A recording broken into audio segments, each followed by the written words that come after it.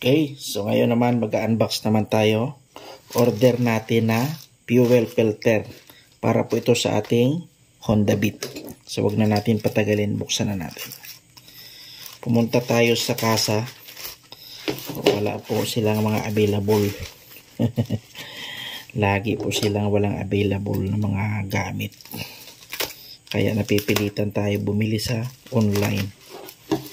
Kaso nga lang, siyempre alam natin pag online, hindi tayo sure kung yan ay legit. Mas maganda pa rin talaga sa kasa. Although mahal, sigurado. Kaso kung wala silang available, wala din tayo magagawa. Ayan.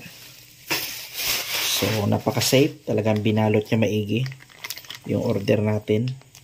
At hindi lamang po basta fuel filter yung order natin. Kasama po dito yung kanyang gasket, yung kanya pong o-ring. Kasi kung wala po itong o-ring na to, ay malamang yung ating fuel ay matatapon po yun.